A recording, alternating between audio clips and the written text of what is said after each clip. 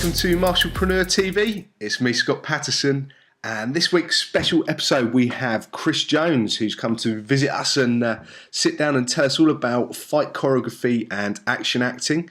And he gives us a little insider's tips and lets us know exactly how he got into fight choreography and action films.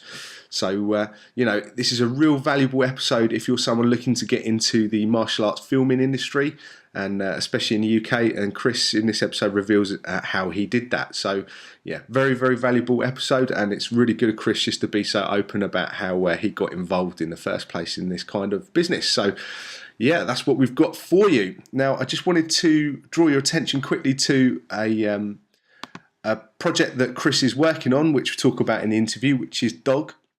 It's a UK independent action drama with Kung Fu, and it's the production that him and the SG team are working on, and they are actually trying to raise $2,500 to finish it off as a movie. I think it was originally two music videos that they'd created, but they were having such a blast, and everything they're doing is coming off so good that they really want to finish it as a film. So they're just a little short on funding, as always with things. It takes money to make it really good. So if you can donate anything you can to help them out, they've already reached just over £1,800. And as you can see here, they haven't got much time left. At the moment of recording this, they've got 66 hours left to reach this goal. So if you can donate anything, it would just be much appreciated. And as you can see here on the side, if you donate, you can select a perk and you get a little freebie and all sorts of cool stuff if you donate some money to the cause. So, help out a UK independent film and our UK martial arts film industry. Help the guys out. As you can see in the interview, Chris is a great guy, and what they're doing with him and the SG Action team are just, really awesome and really testament to being martialpreneurs. So if you can help out in any way, go and check it out. I'll put a link to this page just in the show notes below this video, so you can go and find that. And also check out the SG Action Team website here. As you can see, it's sg-productions.co.uk. And they're just doing some awesome stuff with those guys. So Chris and the crew there are just doing amazing things. And we'll talk a little bit more about what they're up to in the interview. So before we get into it, I just wanted to say, if you could hit us up on Facebook, get chatting on Facebook. There's not much going on the Facebook page, but it's the Marshallpreneur TV Facebook page. Let me know your thoughts. Just put any comments, what you'd like to see on the show, or email me with any questions you might have for our guests. It's scott@marshallpreneur.tv, and I'll be in touch. Don't be afraid. Don't be scared. I won't bite. Just let me know what you're thinking or what you'd like to see on the show. So without further ado, let's go and see what Chris has to say. Welcome to Marshallpreneur TV. And today's guest, we have Chris Jones. Now, how you doing, Chris? I'm good, thank you. Good. Fantastic. I wanted to invite Chris onto the show, and he's been very kind enough to spend some time to share his thoughts with us today. I wanted to pick his brains really on the martial arts acting side of your career, Chris, and sort of getting into fight choreography and that sort of thing. Yeah. If that would be cool with you, that would be great if you could share some insight with our watchers. Yeah, definitely. And sort of before we get into that, really, Chris, I thought maybe you could give us a little bit of background, like I always ask our guests. How did you get started into the martial arts? What was your story with that? Wow, it goes back to 1987. I grew up in a town called Balby in Doncaster, and there was a martial arts school running out of a school just across the road from a primary school. And I'd see all the kids going in their white uniforms, and I never quite fully understood what it was that was going off until I saw a couple of movies, one being The Karate Kid, and then I kind of put two and two together. Thought I want to do that.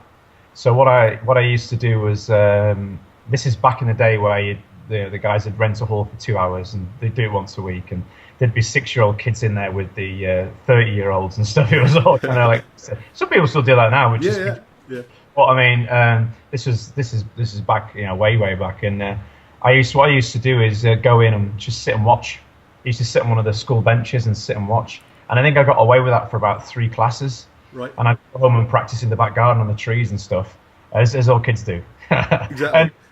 I did that for a few weeks, and the instructor actually cottoned on what I was doing. Right. And he's like, no, next time if you come back, you join in. And that's basically how I got started. I went back and joined in, and I was hooked, and it went from there really. And I think I trained there from about the age of 7 through to about 14. It was in the Olympic style of Taekwondo. Right. There was that or judo in our town. It was basically kind of at that time. That was it. And that one was closer. It was right across the road from my house. So I got stuck in. Got stuck into that one. I remember my dad gave me kind of a bit of an ultimatum. It was kind of like Taekwondo or rugby. Yep.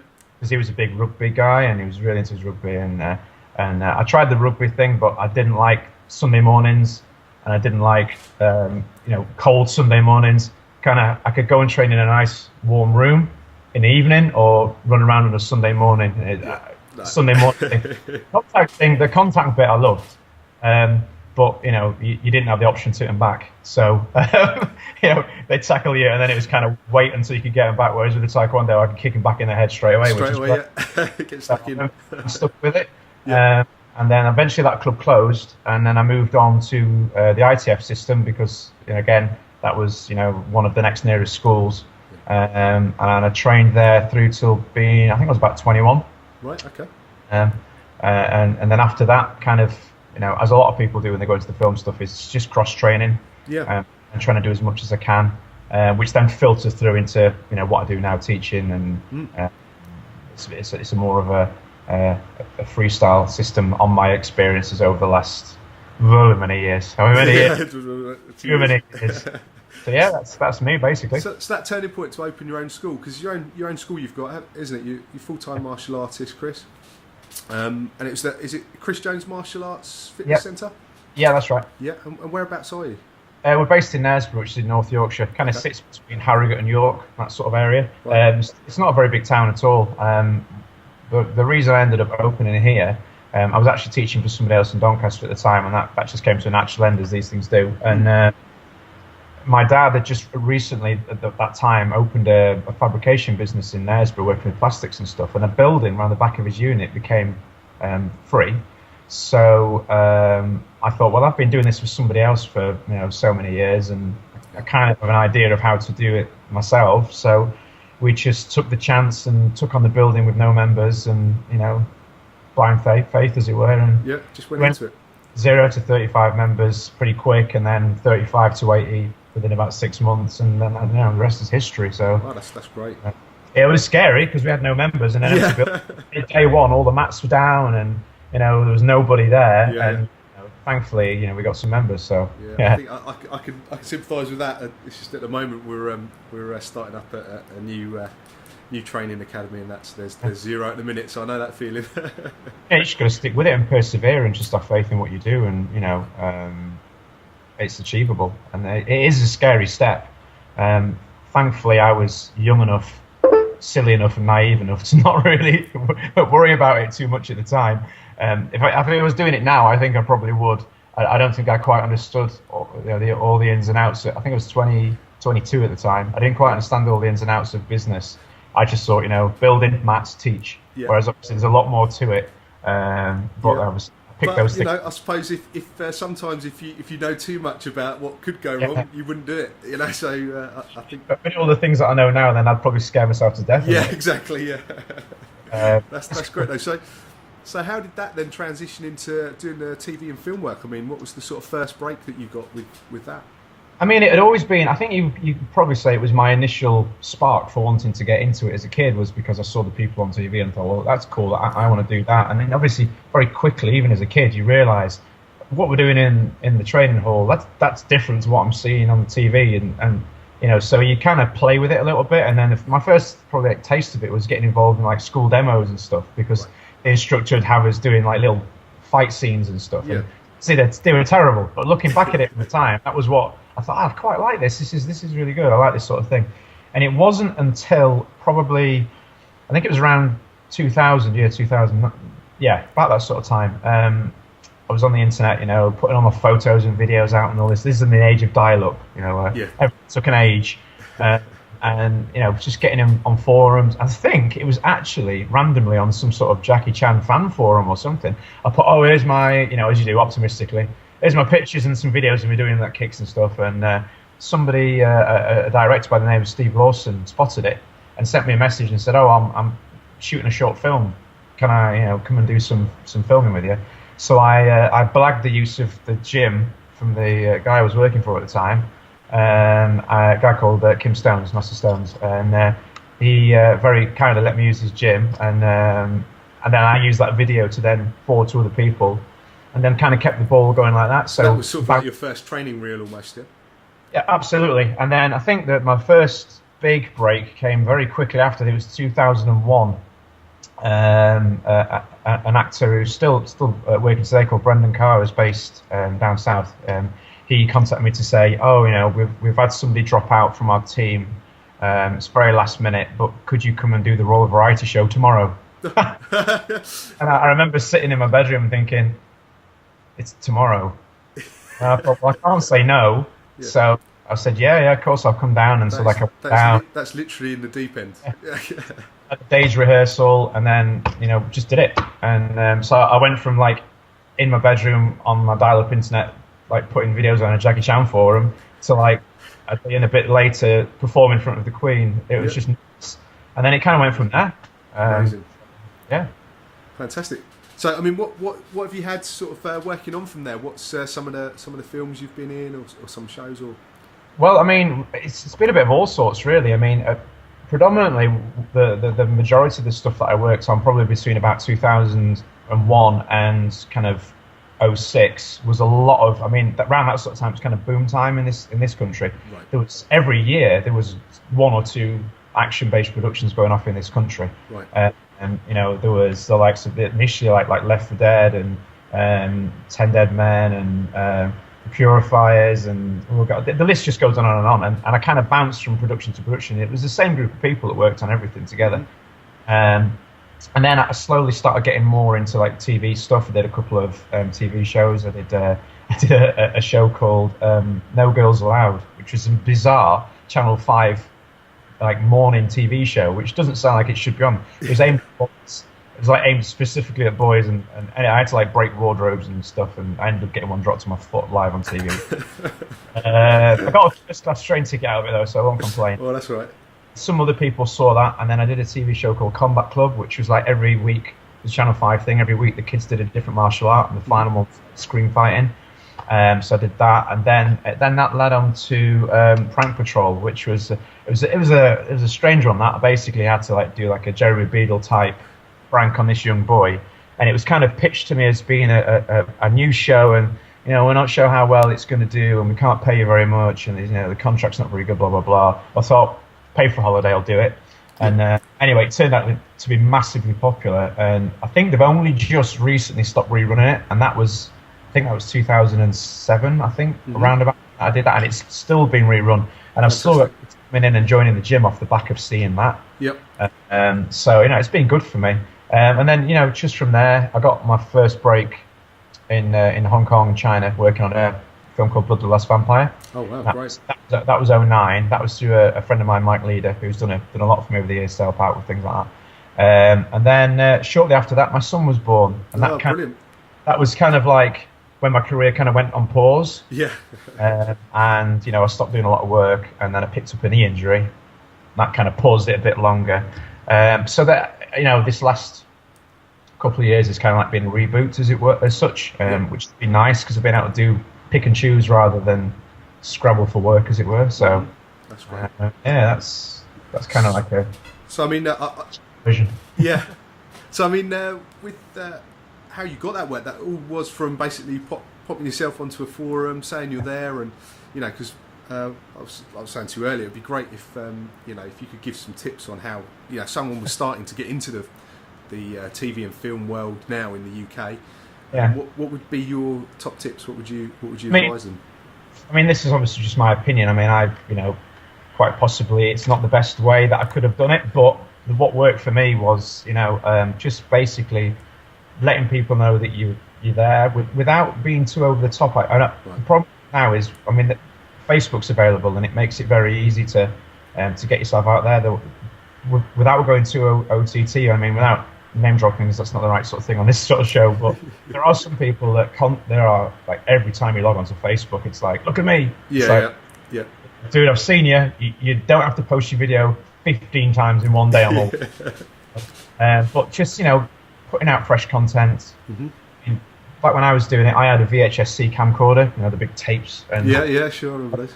Film a little bit on a tripod and record it onto the VHS, and then get the cables out and wire it into the computer and all. Whereas these days, you pull out your phone, YouTube, and it's like that. And you can even do it out and about. So, never use the excuse of, I can't film stuff, blah, blah, blah. Film on your phone, get it on YouTube, something's better than nothing. And then just, get that out, photos, get a website, and just keep releasing as much content as you can. And don't go stale, just show people that you're there. And it's very easy to claim you can do X, Y, and Z. I know everyone can do that. But if you've got a reel to back it up, even if it's just off your phone, it's something. It doesn't have to be, you don't have to be going out and buying some ridiculously expensive camera. Exactly. Most cameras now, HD quality, they're pretty good, aren't they? Even cheap ones, they're really good. So sorry, I'm sucking on my coffee. No, go for it. You're making me want one. That's this one, actually. Yeah. We are now sponsored by Cafe Nero. Yeah, I think we should do, actually. Yeah. We should send them an email after this. They're not short of bother to, are they, these guys? No, exactly. They got the right idea. Really? So getting your website together, taking some show reels yourself, videos, just get what you can out there. I know my personal experience. I had the TV show Keep It Raw, and that was we did that for Loaded TV, and that was through my website initially. I was personal training the owner of Loaded TV, so he just out of the blue emailed and said he wanted to learn some self-protection, self-defense, and that led on to chatting with him, that he was launching a new channel and wanted me to do a show for him. So it's amazing who does email you, and who does see your stuff. Absolutely. I mean, the guys that I'm working with now, actually, on my sleeve there, SG Action. Fantastic. The guys that I'm working, I've got to put that in there. The guys that I'm working with now, I mean, initially, I've had experience working with teams before in the past, and with some great experiences working with them and learnt a lot. But ultimately, things didn't quite work out, and everybody kind of went their own separate way. So I was kind of off the whole working in teams thing, but they approached me, and I looked at what they were doing, and at the time they were what you would consider an amateur team. They were putting YouTube videos out, but the content was consistent and it was always good quality. So they came to me and said, do you want to work with us? And I thought, well, they're based in Leeds, it's close by. I've kind of put my career on pause quite a few years back and kind of disappeared a little bit. Won't hurt to give it a go.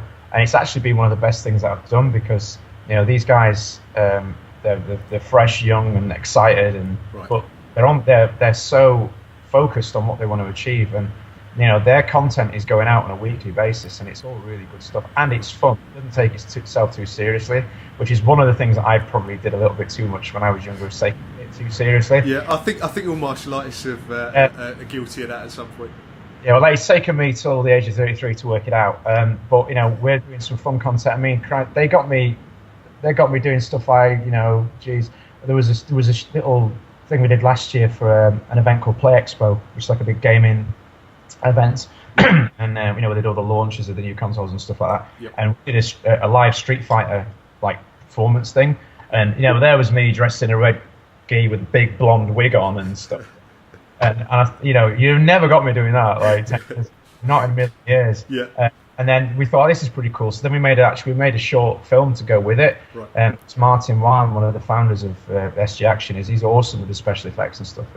And anyway, it's all on YouTube, and it is ridiculous, but it was great fun. And I've actually got work off the back of that, so it's made me realise that it's more about if you put out decent content on a regular basis. Sure. Like I say, you just never know who's going to see that and get in touch. Chris, I'm just going to hang up and ring back again, because we're just slightly losing the voice to the image. So I'm just going to see if that just makes a better line. Hang on a sec, mate, and I'll call you back. You were going Hong Kong dub then for a moment. That's cool. Yeah, we can subtitle it and everything. It'd be great. So yeah, so picking up from there. So yeah, so you had the promo reels and things that you're putting out, fresh content with the group that you're the training with. Yeah. Is there anything else that you would recommend for people to do that's worked for you, perhaps, or where to look? I know sometimes I've sort of always been curious as to finding these groups of people who do these sorts of things. How did you get in touch with the guys you work with? Well, what happened with this actually is off the back of doing the Combat Club TV series back in, crikey, that was 2004, 2003, somewhere around there. Right. I never even given any thought to creating a program to teach kids how to do this sort of stuff. I'd done, and I was part of some of the more recognised branded tricking type things with the flips and kicks and all that sort of stuff. But that from a point of view of teaching how to do the moves, that was great. But then it didn't really teach how to sync it up with another person. So when I did the Combat Club thing, I had to create something. Otherwise, I'd have nothing to present on the day for the TV show. Yeah. And then after that, I thought, well, I'll take this out and take it to some schools and see what people think. And snapped. People were like, I had like 10 bookings like instantaneously, and then that kept going from 2004 till now. I think it was a year and a half, maybe 2 years ago. I can't remember. Two of the guys from the SG came to one of my workshops, and then as they were leaving, we swapped cards. Okay. And then we got talking on Facebook, and then, you should come training, and I went training with them, and then we had a camera one evening and filmed some stuff, and then it kind of went from there. Right. So yeah. That's how you got in touch with those guys. That's great. And you mentioned there, like with the tricking and things, and turning your sort of what you've been doing with TV into classes, and is that special seminars and things? I noticed you do have turned that kind of experience into also something that you can run in your academies. Is that right? And take that? It's something that I do it. Well, I tend to go through like flurries where I won't do it for a while, and then I'll have like 4 or 5 bookings back-to-back weekends. I mean, I did some just recently for some schools. One was right down in Bath, which for me was like 6 hours or something to get there. It was crazy. But it's specialised workshops, and I kind of build it around what they do. So if they're saying, okay, we've got a demo team and we want to do like demos, then we'll work out a choreography routine that you could perform quite easily out on a field or at a show. Because the way you choreograph a live show is completely different to the way you would choreograph on set. Right. Some people, it's all adult based. So they the way I tend to phrase it with the workshops is, the adults want to learn how to be Jackie Chan, and the kids want to learn how to look like Jackie Chan. Right. Okay. They don't necessarily want to spend hours learning choreography and reactions. They just want to kick and punch and look like a guy. Whereas the adults want to learn how to be like him. So that's what I do based on my experience and the things that I picked up along the way, the things that I've tried that were real fail, and then the things that I found that work quite well. And then I've just kind of packaged it all up into a 2-3 hour workshop. That's great. And then I take it out to the schools. So rather than hosting events myself, they book me and I go there. And so obviously it's good for them as a retention tool. It's another face in the building, all that sort of thing. It works quite well, and I'm still doing them occasionally. That's great. Yeah. That's great. And I just want to talk to you because another thing we were chatting about earlier, and we were talking on Facebook, was you were working on a production called Dog. Is that right? Yeah, that's right. Yeah, so that's what you're currently working on. Can you tell us a bit more about that?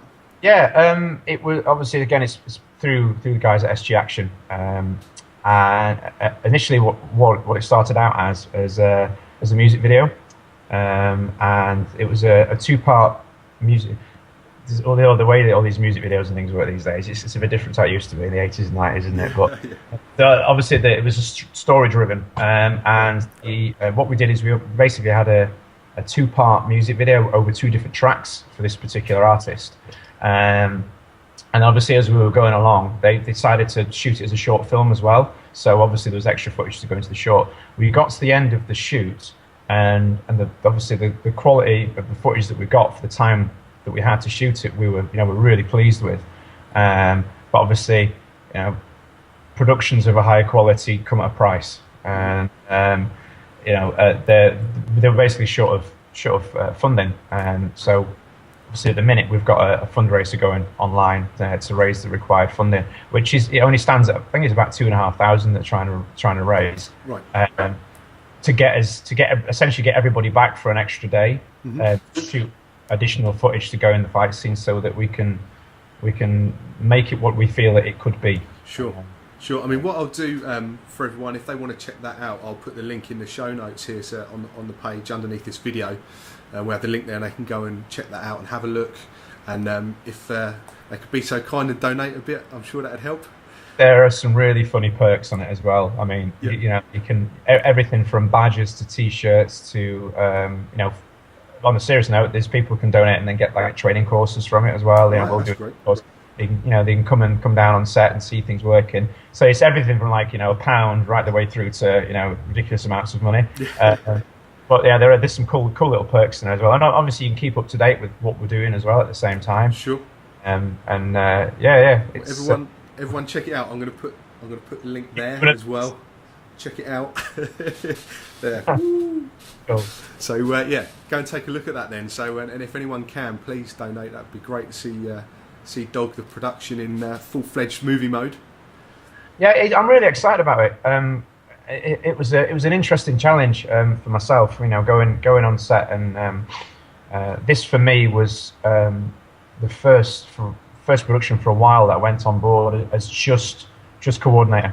Right. A lot of the other things that I've done is I've gone on set and pre-set it before, gone and choreographed and arranged, but then at some point ended up in it, either because that's what I wanted or that was necessity. Whereas this one, we went into it with the frame of mind of we've all got defined roles and we're going to stick to those roles. Mm-hmm. And I went into this one as fight choreographer and action director, and that's what I stuck to, which was great because I learned from the experience as well. I'm really keen to get back and add to it, because what we did shoot in the time that we had was, I'm not trying to big it up too much, but what I personally, from my experience of working on different sets all around the world, what we managed to create in the time that we had is quite impressive, especially when some of the people were quite new to this sort of genre, and people on set weren't very experienced with this type of production either. So I'm really keen to get back down there and see what we can do with more time. That's great. Yeah, it's cool. I mean, I know fight choreography it sort of sometimes has this sort of glamorous connotation with it. But I mean, how do you find? I know from personal experience that sometimes being on set can be quite laborious. It's a funny old game. I mean, obviously, different people have different opinions of the best ways and the best routes to take to get into this sort of thing. They're all valid. There's good points from all. But from me, I think you could probably say that mine is kind of like grassroots. I suppose I've learned on the job. I started out as a keen 20-year-old, just throwing myself downstairs because I knew no better.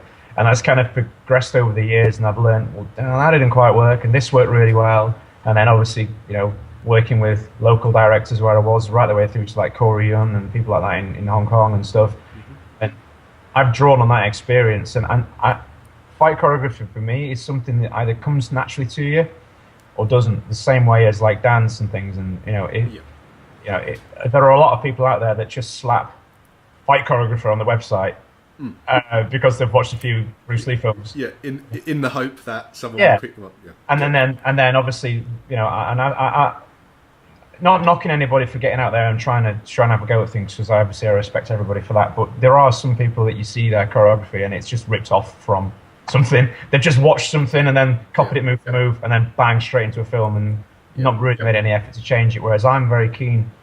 I like to develop the action around the characters, around so there's a reason why they move the way they move.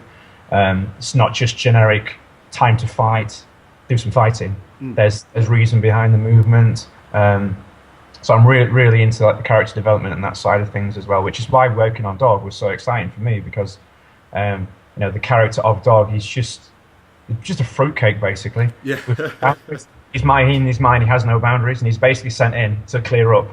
And that meant we could create a style around him, very animalistic, very raw, and he enjoys what he does, and It's See, yeah, and that's great. That's the sort of building that importance, isn't it, of what the character is, and then how they're going to fight and move on screen. You know, that's really interesting. yeah, and then obviously drawing on my experience as an instructor as well, there are occasions where the term fight choreographer or action director the lines kind of blur a little bit over here, and Yeah. they sometimes walk on set and then they'll go, okay, we want you to do this choreograph, blah blah blah blah, and then all of a sudden, oh, go and train the actor, and then Yeah. you're off the corner to teach. And obviously being able to draw on my experience as an instructor, and then obviously as a performer as well, it does make the job much easier and Yeah. a little bit more flexible and able to adapt to what's going on. Yeah.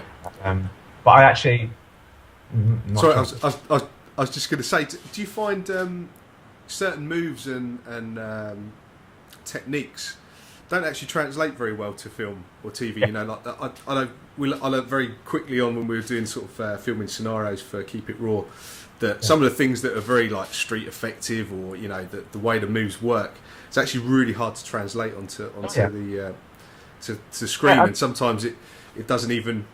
You can actually. I got a hook really close range across the side of the face. One of the girls we were teaching, she actually cracked my tooth in half, and I thought, oh, that's going to be amazing. I thought even it hurt like hell. It was. I thought it would be amazing for the screen. And we watched it back, and it's like just looked like nothing, you know. I mean, general rule of thumb. Again, this is just my opinion. Different people have different ideas, but usually speaking, what you would do is exaggerate movement. Yeah.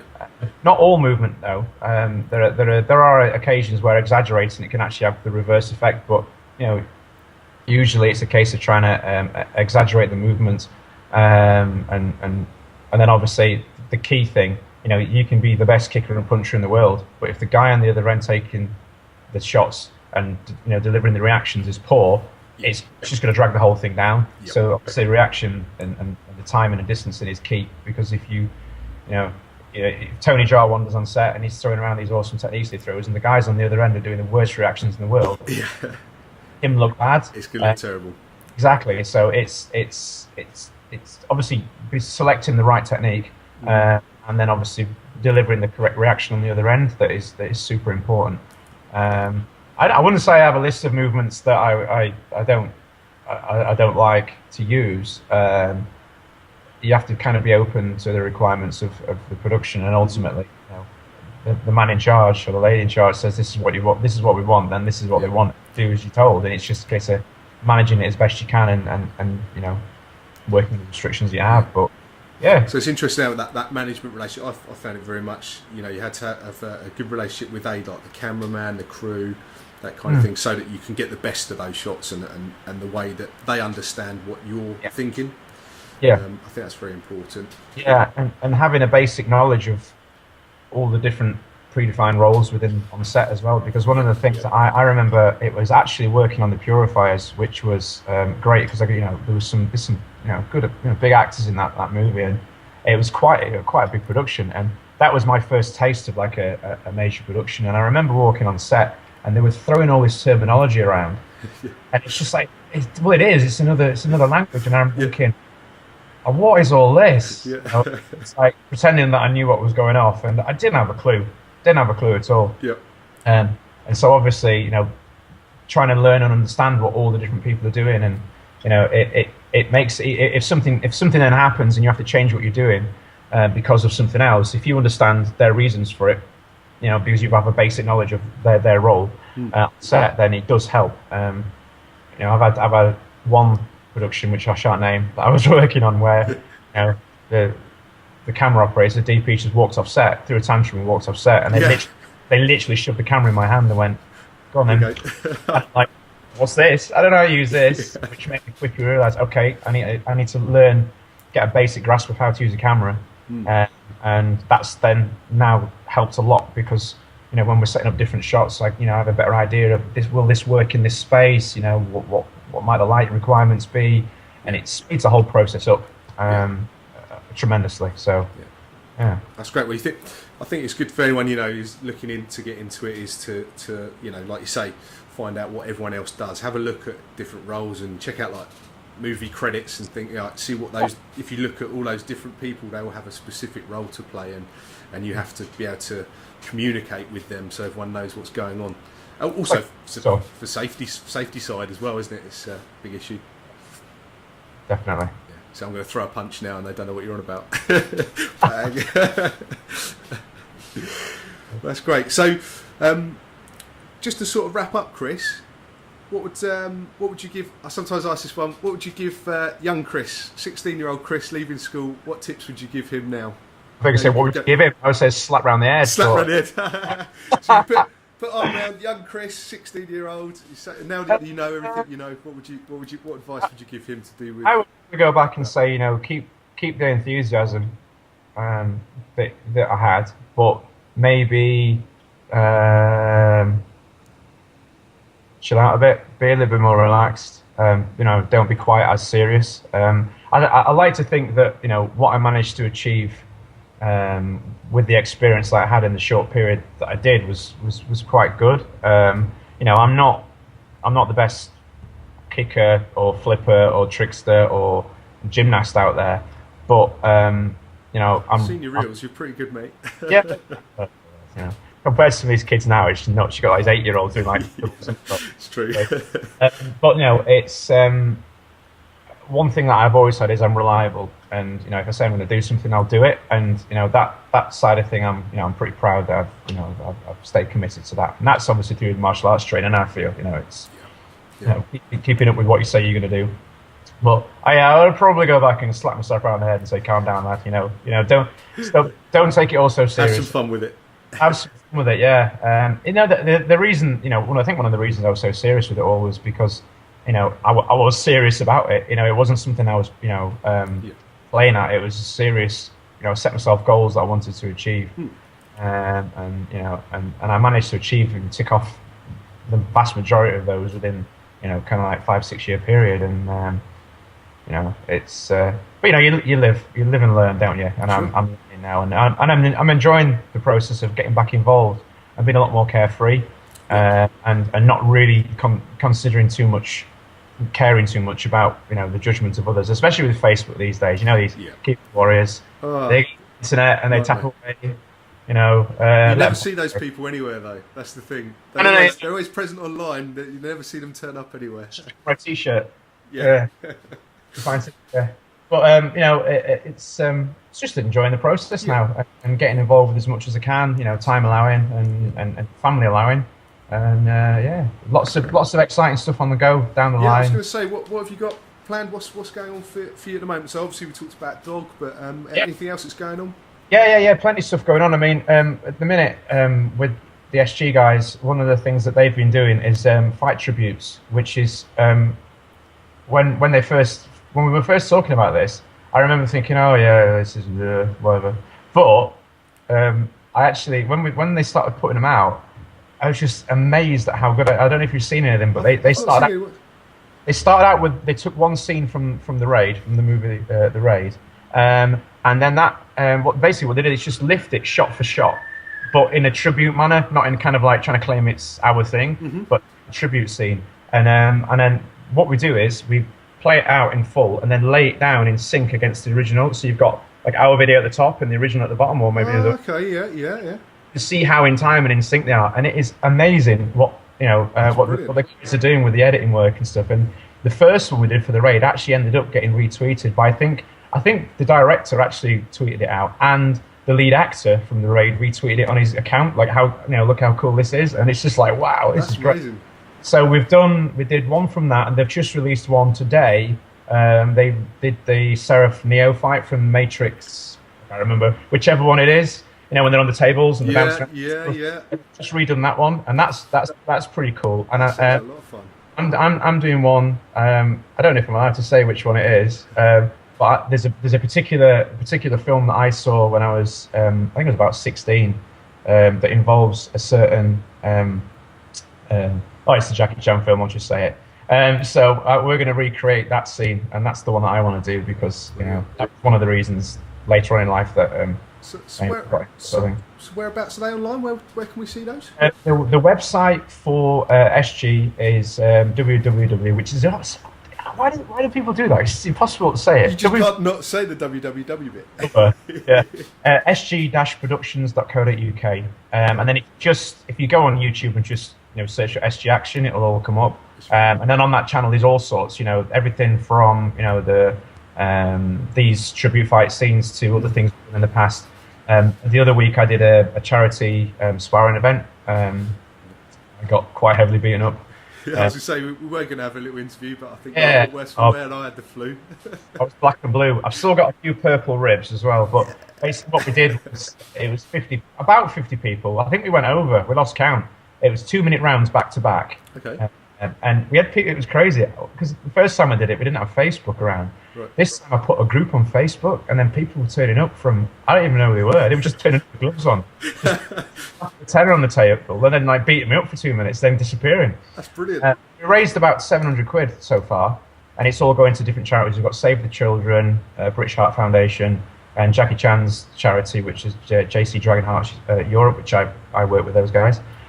There's a video on for that as well, so we put content out for all different types of things, and some of it's really quite funny. It's quite amusing, the stuff that we get up to. So yeah, go and check that out. There's some really cool behind the scenes stuff as well of when we worked on Dog, so you can see some of the stuff I was talking about before. Brilliant. Yeah, you can check all that out. Brilliant. So and what, just more Chris Jones Martial Arts Centre and My URLs, as it were, yep. I've got chrisjonesaction.co.uk, which is my own personal site, which needs a bit of an update, if I'm honest. And then you can go to, there's two options. There's nesboroughmartialarts.co.uk, which is a pain to spell. So quite simply, I've got cjmaa.co.uk, so that's Chris Jones Martial Arts Academy.co.uk. And you can go check that out. And if anybody wants to ask any questions about any of the stuff from today, then you can just drop me an email. Except use whatever, yeah, just well, whatever you like. Okay, that's great. So you've got tons of stuff going on there. I think, like you say, when you sent me too much. I think my wife would say too much. No, never too much. Love it. And I love a domain name. I keep buying domain names all the time. So I'll put a list again of everything we've talked about here. For those of you watching the show, we're going to put a list of everything below the show notes here, and also we should have stuff flashing up down at the bottom as well. So if you're interested in any of that and what Chris has been talking about, yeah, a Cafe Nero sponsoring. Yeah, it's keeping me awake, so yeah. don't. There you go. So it's been an absolute pleasure chatting with you, Chris. Cool. And I really appreciate taking your time out and sharing those thoughts with everyone and letting us know how you got into the fight choreography business. That's great. And I will hopefully see you on the show again soon. If ever you want to talk about anything, come give me a shout and we'll get you on. If you want me back and you don't get too many complaints, then I'm all up for it. Yeah, and if anyone has any questions, will you be cool to answer anything? Yeah, absolutely. Cool. Absolutely, no problem at all. Well, that's all right then. Well, thank you again, Chris. It's been a pleasure. And yeah, I'll speak to you soon. Cool. See you later. Thanks, man.